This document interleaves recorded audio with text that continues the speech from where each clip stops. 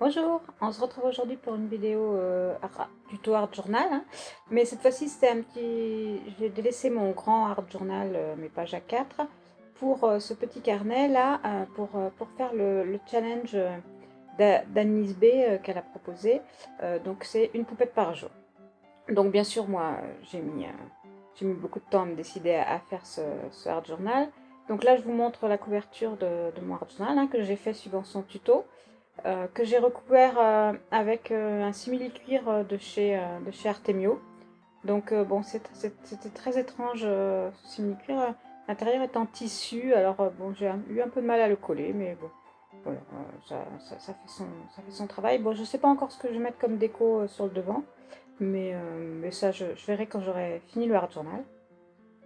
Donc bah, je suis un peu en retard, hein, sur mes poupettes. Donc moi, j'ai pas les poupettes Holland Create comme Annelise, mais du coup, j'ai décidé de faire ça avec les doudous, vous savez, les doudous astrologie, les signes du zodiaque. Donc bah, voilà, je trouvais que c'était l'occasion bah, de les utiliser et de les avoir tous ensemble, d'avoir un visuel de chacun d'eux, et tout en faisant ce challenge. Et après, je pense que comme j'ai fait plus de pages, hein, que les 12 signes du zodiaque, après je ferai avec mes tampons Show and Flower. J'ai pas mal de personnages dans ces tampons-là, donc voilà. Donc je les ai fait dans l'ordre. Je vous mettrai les photos, hein, plus détaillées à la fin de la vidéo. Et donc là, je suis arrivée au Sagittaire. Donc, je vais faire la page Sagittaire avec vous. Donc là, je vous montre donc les petits tampons, et donc je vais utiliser le Sagittaire. Donc je les avais tous tamponnés en début, hein, quand j'ai commencé ce Art Journal.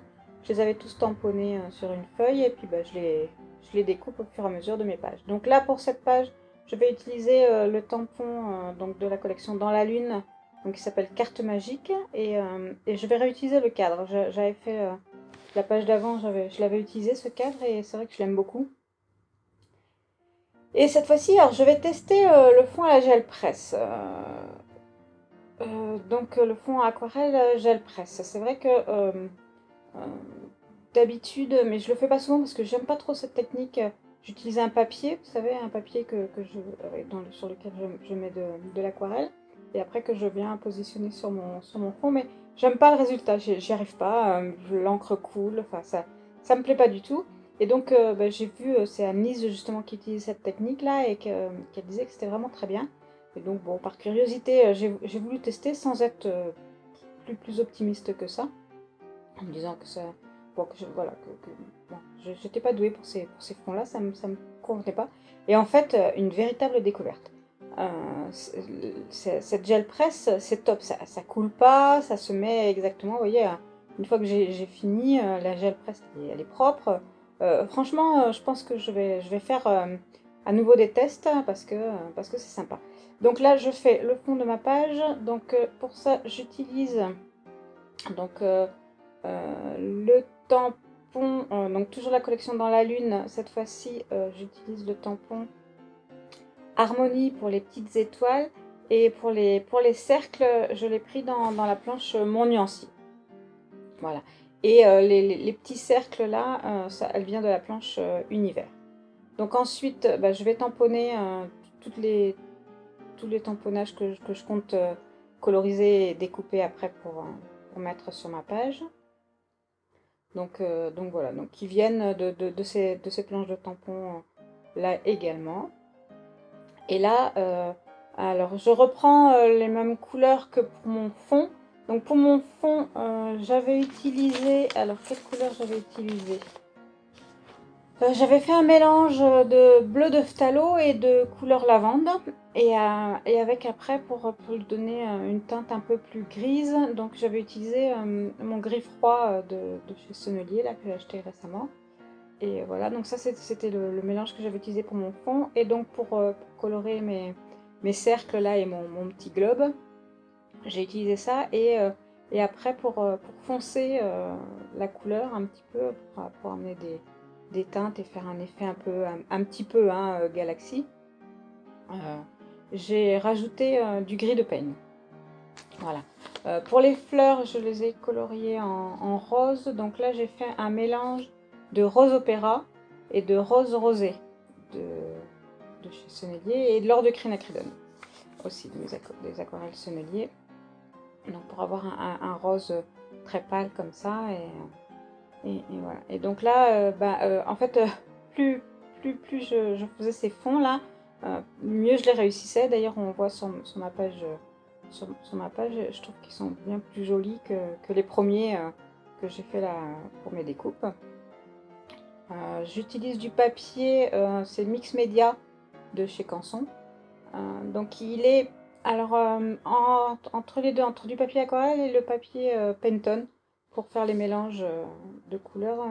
Ça fait un peu des traces, mais pas trop quand on met de l'eau. Donc voilà. Je pense qu'au fur et à mesure où j'ai fait mes colorations, j'ai appris à gérer la quantité d'eau. Là, je m'attaque donc à mon petit personnage. Donc lui pour son corps, alors je savais pas trop quelle couleur choisir. Je voulais qu'il ressorte de mon fond, mais pas trop non plus. Donc je voulais pas mettre une couleur qui tranche. Donc cette fois-ci, j'ai utilisé un bleu de Prusse. Voilà, qui est un bleu gris un peu foncé.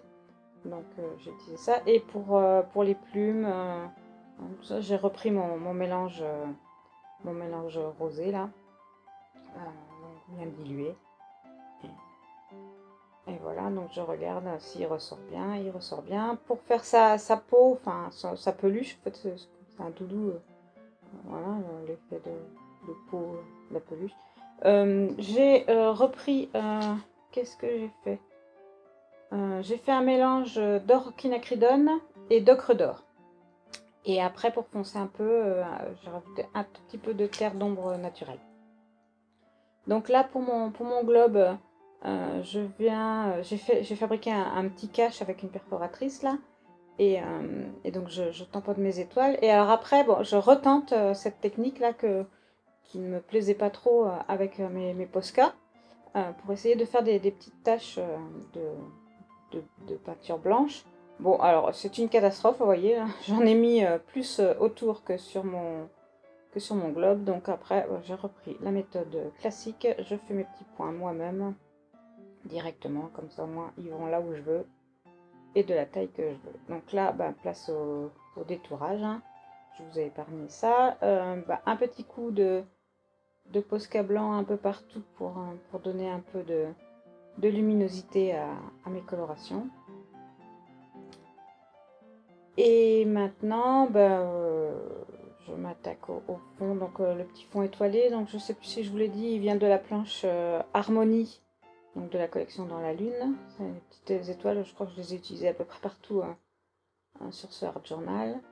Et donc là, je viens coller donc mes différents éléments, hein.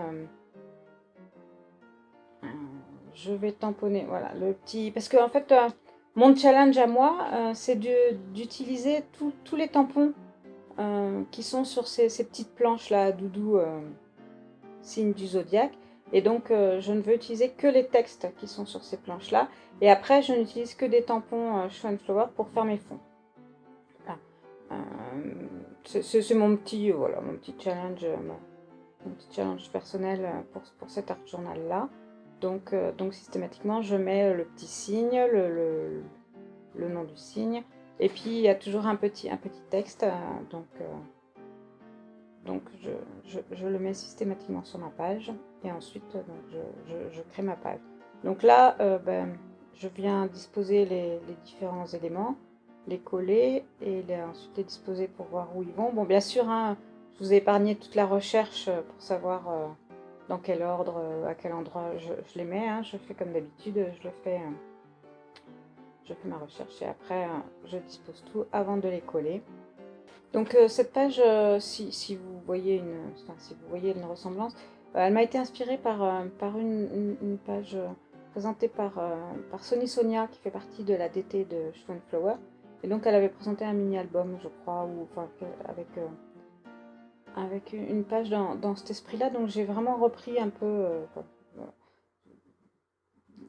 repris ma sauce.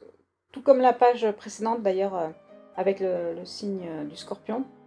Là par contre pour le coup j'ai copié quasiment totalement ce qu'elle avait fait parce qu'elle me plaisait beaucoup, les tons, les emplacements et tout ça. Et là voilà, celle-ci est plus, je l'ai plus arrangée à ma sauce, mais bon on reconnaît quand même, on reconnaît la création qu'elle avait faite, donc voilà, ne soyez pas surpris, c'est fortement inspiré de Sony Sonia. J'aime beaucoup beaucoup ce qu'elle fait, je trouve qu'elle a voilà, un talent pour agencer les tampons entre eux, les couleurs, enfin elle fait des colorisations magnifiques.